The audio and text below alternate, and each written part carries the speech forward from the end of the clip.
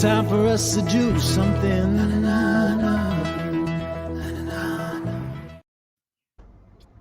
Good afternoon and welcome to Pellowe Talk. Well, this afternoon we've got a very special guest, an interview with South Australian Senator for the Liberal Party, Senator Alex Antic.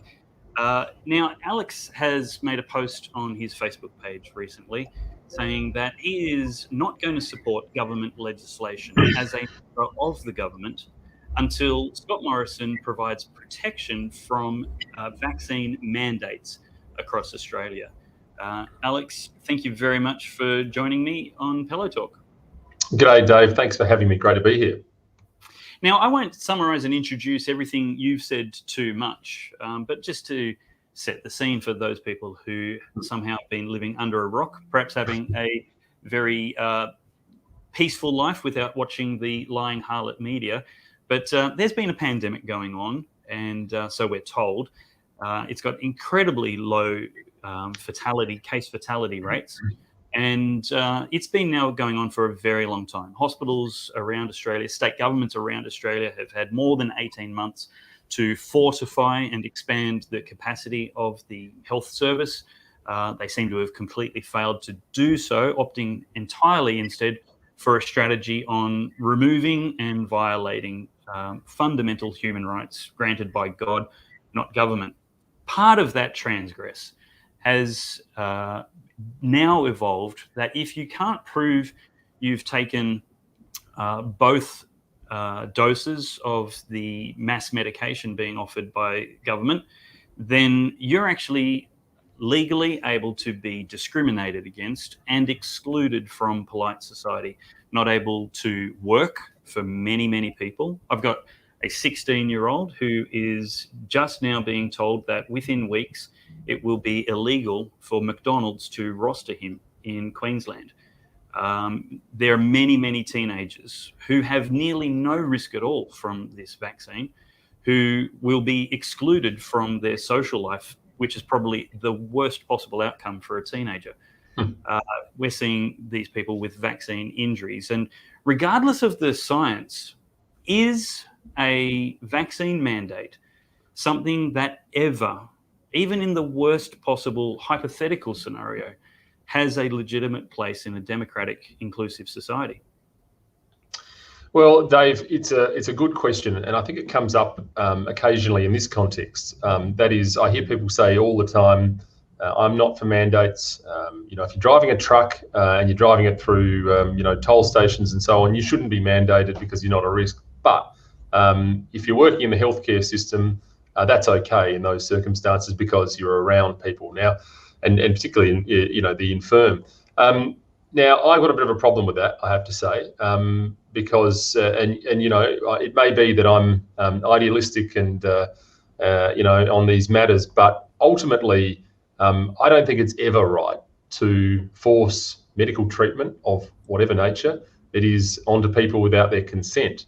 Now, there are probably a range of examples in the if but and what world where that people could come up with, but we're talking about the real world here, and we're talking about medical treatments which are untested. I mean, frankly, they are not overly tested. They've got provisional approval with the TGA, but even if that wasn't the case, fundamentally, it is almost impossible to imagine a situation where government, an employer, or even, as we've been saying, bureaucracies with these kind of authoritarian tendencies should ever be in a position where they tell people what to do with their own body. I mean, we went through this here in South Australia, I know in Queensland as well. The irony of this debate happening 9 months after the Parliament here in South Australia introduced late-term abortion to birth legislation in February, where we heard all the time about how it was my body, my choice. Right. And a series of months later, that seems to be that completely flipped 180 degrees on its head. So, look, that bodily autonomy is absolutely paramount in my mind.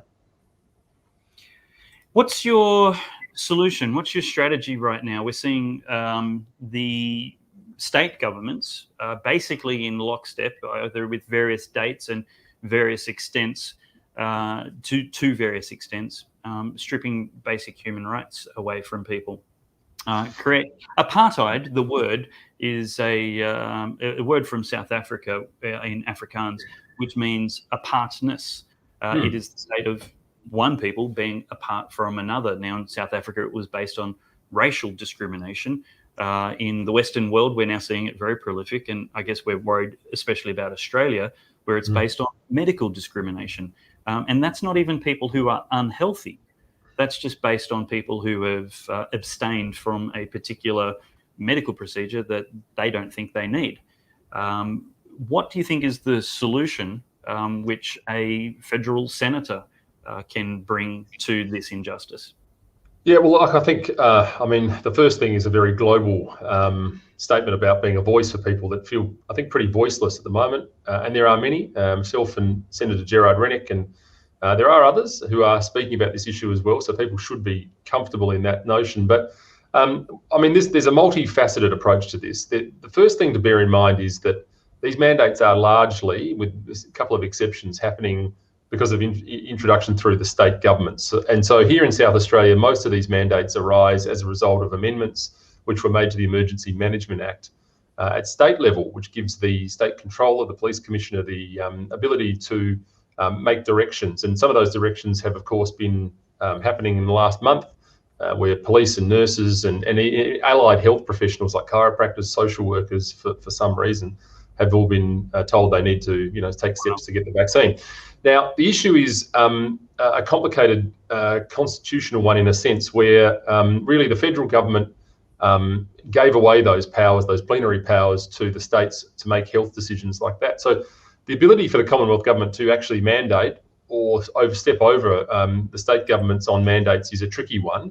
There are some powers in the Biosecurity Act, I should say, which might operate in that phase. But really, I think the main game here revolves around that issue you used earlier of discrimination. I mean, as it stands at the moment, there's Commonwealth legislation for discrimination against people on the basis of sex, on the basis of disability, on the basis of all sorts of things, race, of course, and we're about to introduce legislation to deal with religious discrimination as well. And yet, and here in South Australia, under our Equal Opportunity Act, there are state-based versions of that as well. I mean, effectively, you could walk into a shop in South Australia and be rejected because of the colour of your skin, and that would become, an offence. And yet, your inability or unwillingness to take a particular medical procedure like a vaccine, there's no recourse against that business. And in fact, they're being encouraged in many cases to think about mandating those and making, showing your vaccine passport. So really, I think the argument here really surrounds this issue of discrimination. People shouldn't be stopped from entering buildings, from going to get essential services, and all the other things that come with that. I spoke earlier in the year back in June and July, when this was, of course, still a conspiracy theory, because this was coming, about vaccine passports and what would happen. And many of us talked about this issue, as you say, of creating a two-tiered society, an apart society. And we're seeing it play out in front of our very eyes. It's wrong. It's fundamentally wrong from a whole range of reasons. And frankly, to use that old hash term, it's un-Australian. Right. Now, you've basically said on your Facebook post that you are going to be withholding supply of your votes. You're not going to be supporting, just not opposing, but just abstaining from any legislation that the Morrison government, which you're a part of, is going to try and pass from now on. Now, that's actually not very long. So first question is, does Scott Morrison really care? Is this just, sticking your tongue out and blowing raspberries at him? Or is this actually harming him in any measurable way? So what's the incentive with yourself and Senator Rennick and the One Nation senators either abstaining from or voting against any legislation the government tries to pass from here on? Yeah, well, look, I mean, I think the first thing is I think the message is loud and clear with the Prime Minister. I think he does get this. The path through is a more difficult one, I think, as for the reasons I've just described there. And obviously, I think bringing this matter to the front of the queue is probably the intention here. And you're right. I'm very much following the lead of Senator Rennick, who was the first cab off the rank in this instance, to withhold our votes. And really, what that says is I'm not participating in anything until this issue is fixed, because this is the preeminent issue of our time. Now, what that means in practical terms is that there is a supply problem. The numbers are very tight in the Senate. There are 76 senators in our federal parliament, and to pass legislation, you need 39 of them. Coalition starts with 36, and if 2 withhold their vote, that's 2 less, which may not seem like a lot, but in order to pass, for the government to pass legislation without the support of Labor and the Greens, you need 3 of the 5 crossbenchers, and of course those numbers stack up as people like ourselves decide to step out, if you like. So, look, it's not a card that you would want to play under normal circumstances, but I do feel very, very strongly about what's happening. I do feel very, very strongly about bringing it to the attention of the Parliament as soon as possible, because we are on the clock.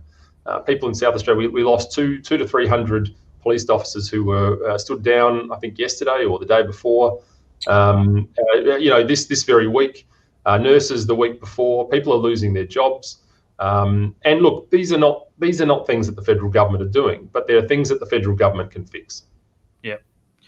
I have to say, I've just noticed your lovely picture of President Reagan behind you. And if you are that type of conservative, we are cut from the same cloth.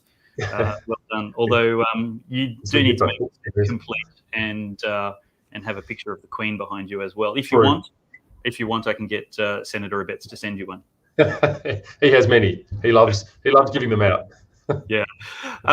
Now, I guess the burning question in many of my viewers' minds, will have seen an interview with Senator Hanson and some other coalition senators recently.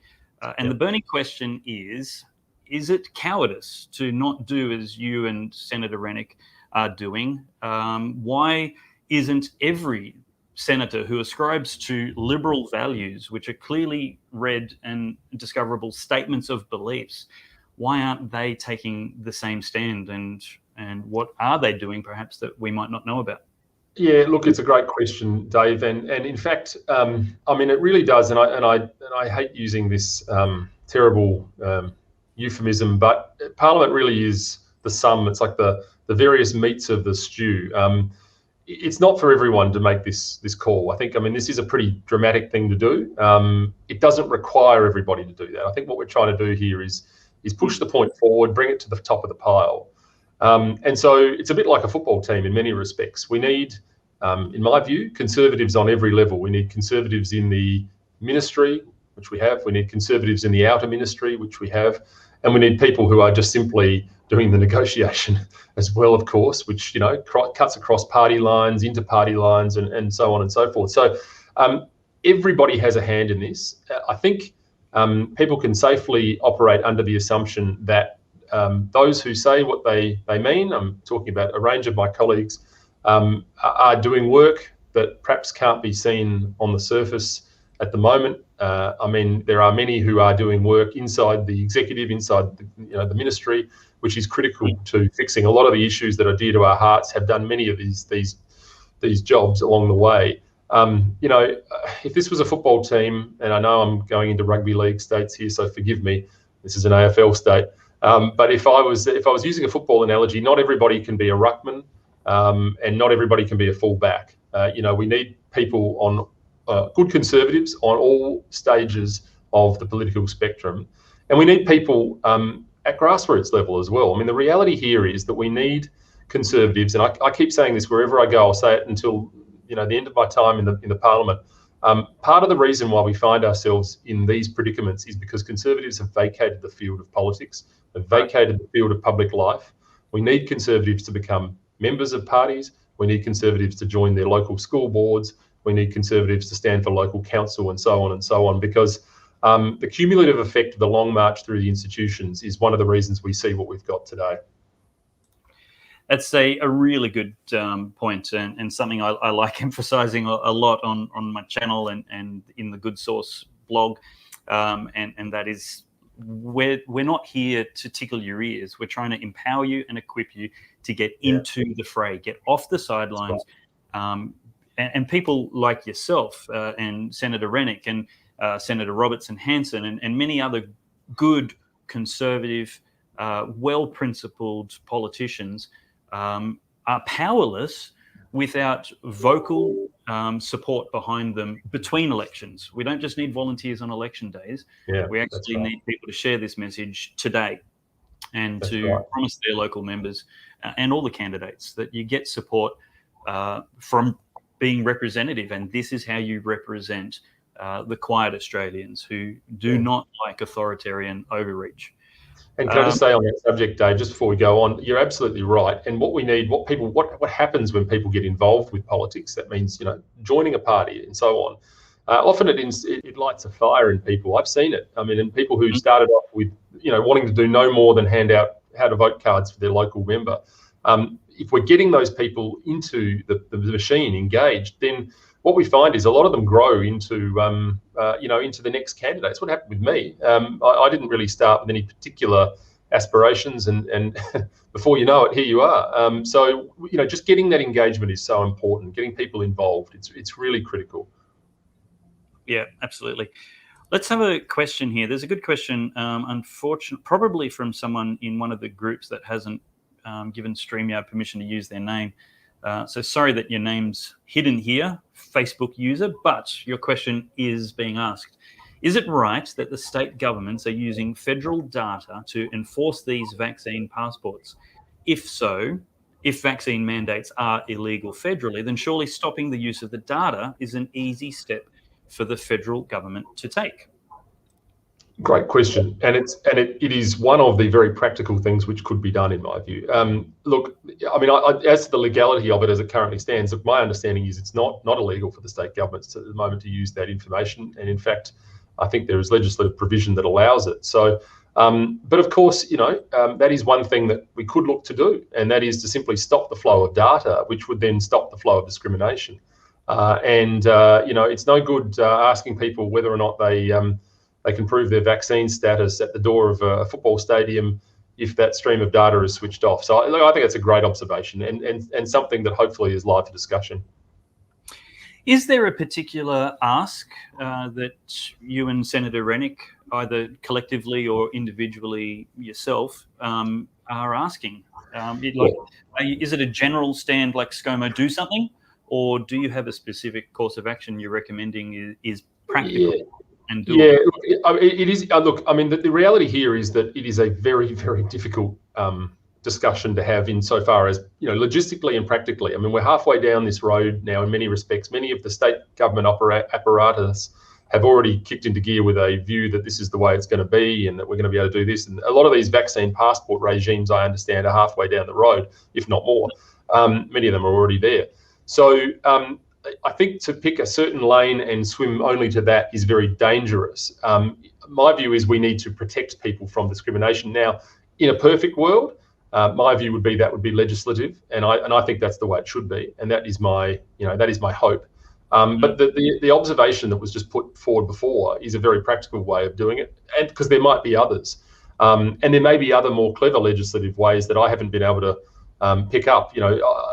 Particular pieces of legislation or an angle that could do it to stop mandates. My feeling is that that's a very, that's a difficult legislative path. But there are smarter brains than mine behind the scenes in Canberra that could find a way forward. So really, the proposition from my point of view is we need to give people better protection from discrimination. What that looks like, we don't know, but it doesn't look like nothing. That's really the issue. Yeah. Now let's talk a little bit of philosophy. Political philosophy. I'm a big fan of the Crown, of the Commonwealth, the Constitution, and federalism. The idea that each of the states is sovereign and purposely different, run differently. I love that if leftists are looking for a hellhole to call heaven, then they can have Victoria. And I would hope that if conservatives are looking for a place where freedom shines, then Queensland might be that place. Although a very poor track record of conservatives being in government in Queensland, it's still somewhat survivable. What is your thoughts about federalism? There's a lot of people who are anti-authoritarian who are wanting Scott Morrison to step in and run all the states. And you hear David Koch endlessly moaning about differences in lockdown policy and chief health officers' advice, etc., as if he's never heard of a free market ever in his life, ironically.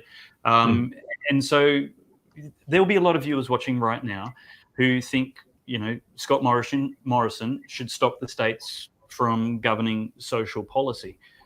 Where's the line? Where's the balance in your philosophy?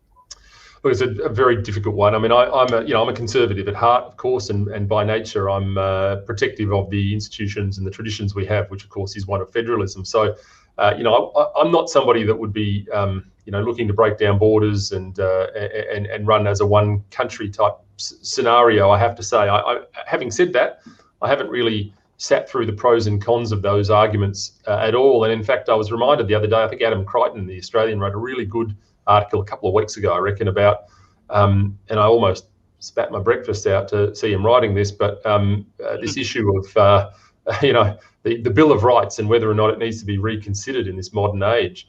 It strikes me that there are some similarities with the arguments there, in a sense that, if you'd said that 12 months ago, or, even less probably, I would have just turned the page and thought, this bloke's lost it. But he makes some really good points. That is, some of these issues that we thought were protected, that freedom of speech, these sorts of things in the 2019 version of Australia might now not be, and this pandemic may have actually showed that up a little bit.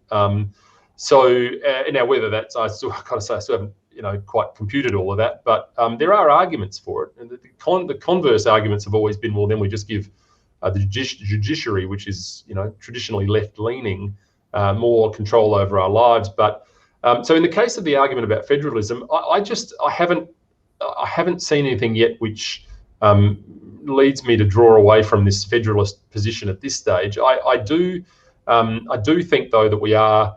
I think this period is going to give us cause for many, many years of soul searching about how we run. I mean, certainly the process has shown the dangers of the state-based federal system, whereby we have states doing their own thing. Even in the interests of trying to get a pandemic finished off or dealt with. We've seen states running their own race. Unfortunately, states like Queensland, sometimes WA. So I think there is, I think when the dust settles, there will be a good conversation to be had about, what that model looks like and how we use it going forward. Of course, any of these things would require changes to the Constitution, which are not easy, and I'm not suggesting they should be done, but it's baked in. The Constitution served us pretty well over the duration, and I think that will probably be the case going forward. Yeah, I would like to see a return, a reinvigoration of constitutional principles with, as you said, the judiciary successively, the High Court in particular, successively ruling in favour of Commonwealth rights over state rights over the past 100 years. It's not closely representing what our founding fathers wisely envisaged and planned for us. And it comes back to, I guess, this philosophy of what are your values? And that is the purpose of a constitution. What are the things which will guide our decisions in the future when the decisions are not easy? For that constitution and for those values to be easily cast aside when inconvenient, I think is made it easy for me. And it's no credit. It doesn't take a super brain. I think everybody should have seen right at the beginning of this. In fact, I'm probably critical of, rather than self-congratulatory, I'm critical of people who didn't see that precedents are problems. Even if we could trust the government of our state or nation right now, how do we know what the character of soon governments or distant future governments might do with the power of those precedents? And so that is the purpose of our value statements. The Liberal Party has, in state governments in South Australia and New South Wales, been illiberal, and gone against their own statements of belief. And so I don't think when states run things badly, we're justified to say we found a problem with the Constitution. I don't think it will ever run perfectly. and the process is patience. We've had some really bad senates in recent elections with really obscure, crazy people in the crossbench, and the next election solved that. And so democracy and our constitution, one of the oldest surviving, still functioning constitutions in the world, has some ability to self-correct if we're just a little patient with it. And I think that is part of what we're doing right now, is educating people and saying, these values are what we should be talking about and coming back to, as opposed to constantly tinkering with it and trying to improve it while actually breaking things. Yep. I totally agree. I mean, that's a very good summary of the situation. You're absolutely right. I mean, you've got to remember the Constitution, when it was drafted, had never heard of the concept of the internet, and yet it still serves us well today, properly interpreted, using that telecommunications power to sort of project laws which deal with the internet, which deal with all sorts of things that didn't exist in the turn of last century. So it is a matter of interpretation. I think the framework is good, and you're right. I mean, once again, without sounding too partisan about it, it's the importance of having conservatives on the High Court. I mean, it's another example of where we need to go, and people that are, I suppose, au fait with that principle you just discussed about the Constitution being sacrosanct and it protecting rather than sort of extending some of these powers.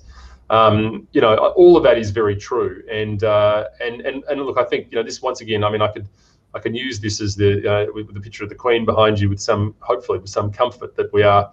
I'm a constitutional monarchist as well. I believe in that system, and if you don't believe in that system, you don't believe in our system in one sense. But I'm puzzled and concerned about Charles taking the throne. Well, that doesn't mean we throw away the entire system and the monarchy. It just simply means that we've got to adapt to a new world where the monarch is telling us to drive an electric car. So it just might be a patience test for all of us, perhaps, in that instance. Yeah, and it's very hard in our culture. Look, here's another point about patience. Conservatives are very quick to lose patience today, in this day and age. Maybe not historically. William Wilberforce took a generation of political career, a whole lifetime, to abolish the slave trade. It was his life's work. He started at the age of 21, and it was months, weeks before his deathbed at an old age when it finally achieved. So maybe it's not historical that conservatives are impatient, but today, when the Liberal Party is not easy and quick to renew to its original Menzian values, people leave and throw the towel in instead of persisting for the long fight. The fight that, as you mentioned before, the march through the institutions has taken some 70 years to get to this point, and we're not prepared to spend 7 years to fix it. That's right. And so some patience is definitely going to be a virtue in taking back that which we should have never conceded, but we did. And so, discussion. I'm enjoying it. How are you going? It's a very good point. I mean, I often say to conservatives, politics needs passionate people with patience, which is one of those awful alliterations, which I will scold myself for afterwards. But I love alliterations. I'm clapping. You've done well. I love it. It made me uncomfortable, but I use it anyway. So the truth is that it's true. I mean, you're absolutely right when you say that. The long march through the institutions is so named not because it was a quick stroll, but because it was in fact a long march. And it has expanded out. It has gone into schools, universities, and I think most alarmingly in the last little period here, we're talking into the media, the mainstream media, not shows like this. But into the corporate world. I mean, that's something that was probably, if you were paying attention, not hard to see, but from where I was sitting, quite difficult to imagine a world where corporations now are almost engaging in social engineering rather than simply selling a product. That's hard to believe. I always would have thought the almighty dollar was important to these companies, but that's how far the long march has gone. So. The conservative cause has a long way back. I think there are lots of quick wins that can be had on the way through, and I think that there are going to be. I mean, politics is a pendulum sort of effect, but it is going to take time. And, once again, I'll use a sporting analogy. You build that team by in AFL terms, going back to the draft and restocking. And it's not overnight, but it will happen. Yeah. So Cresho's pushing back here, a viewer on YouTube, Cresamir, have patience with evil criminals, ? Okay. And then he says, next time the ATO requests more information, I'll ask them to be patient as I take decades to respond. Okay, so your line of argument there, Cresho, is that you're meant to gladly, you're inferring you're meant to gladly endure bad and corrupt ideas. No, that's not the point. The point is to persist for the sake of prevailing and not quitting in the wrestle because it's difficult. Definitely fight against them, but sometimes the fight's going to take a long time. So yeah, it's not about suffering or even promoting them. So here's a tip, and I'll take you off screen, Alex, so you don't get associated with my weird, maybe controversial statements. It's okay to be a member of the Liberal Party because it's the best of a bunch of bad options, with a chance of forming government. There's two, and to not vote for them. It's okay to pay your membership fees and donate to a different party and vote for a better candidate. In fact, you're crazy if you don't do exactly that. You have to get into the party that you have the best chance of influencing for the long term. But today and the next election, you should support the best candidate, whatever party they're from, and donate to them and help their election chances, while communicating to your candidates and your party what your values are, and you need to be part of that to have a chance of influencing that. And that's officially, what's that? I can't think of the legal term, a disclaimer. That's not Alex's opinion, that's mine. No, I'm a proud member of the Liberal Party and would always encourage people to vote that way. Well said, and necessarily so. So that's what patience requires, is you have to be in it to have a chance of improving it. All right, I think we're pretty well wrapped up. I don't want to keep wasting your time and beating the topic to a pulp. Any final comments or thoughts? Anything we haven't brought to the table, Alex, you'd like to? Look, no, Dave, look, just thanks for having me. It's good to have the opportunity to speak to like-minded people about issues that are really important. I think the sort of work that you're doing here, there's a whole different discussion about the future of media, but I think the sort of work you're doing here increasingly is the future of media, because it is very clear that there's a thirst for conservative news outlets which are just not being heard in the mainstream, and in fact even on all sorts of platforms. So look, I really like the opportunity to be able to come here and talk frankly about some of the issues that are really, really important. This is probably one of them. It's been a difficult 2 years. We're hoping this is getting towards the culmination, we hope, but there are some important, I think, matters of principle that we need to tidy up. My concern is that some of the things we're talking about, of course, will lead to further incursions on freedoms. I don't want to see us drift into a world of climate lockdowns and apps on your phone telling you that you've had your 1 tank of petrol for the year, and because we've become accustomed to this sort of style of government. I don't want to see this develop into, at any point down the future, into a social credit style system. That's for the Chinese Communist Party, not for Australia, and we've just got to protect our freedom. So it's great to know there are people out there who share those views, and we'll keep fighting for them as long as they'll have me in the great building. So however long that may be. Thank you. Yeah, thanks for your kind words, and thanks for your principled stand. I'll sign off, but don't go away. I'll come right back and say goodbye to you privately. Thank you, Senator Antic. Well, that's Senator Alex Antic live from his office in Adelaide. And thanks very much to him for making the time to have a chat to us, and, of course, for putting convictions before his career and making a stand against vaccine mandates. I need to let you know that this Saturday night I'll be helping host the online streaming of the CPAC Christmas party held here in Brisbane probably one of the last events I'll be allowed to go to as a free Australian. And it would be great for you to join us for the live stream of that. There's going to be a great lineup of people. Senator Matt Canavan is our special guest from the night, and he'll be interviewed by Gary Hardgrave. Gary will be joined by Daisy Cousins and also George Christensen after the a speech and Q&A with Matt Canavan. And it will be a great night, including the audience, and we'll try and have a lot of you there as well.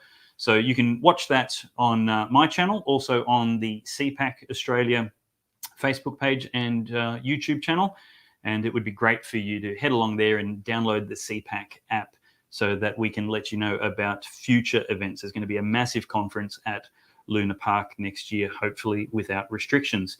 Well, that's it for this episode. Don't forget, if you'd like to become a supporter, head to davepellowe.com. You'll be able to see all my recent shows and articles there. And thank you very much to the Pellowe Talk supporters who generously put their hand in their pocket for $5, $10 or $20 every month just to help me keep up this work. Without you, there's less people to keep the lying harlot media accountable and give good politicians a platform to express a nuanced defense of their positions. Thank you very much. That's it for this show, and we will see you on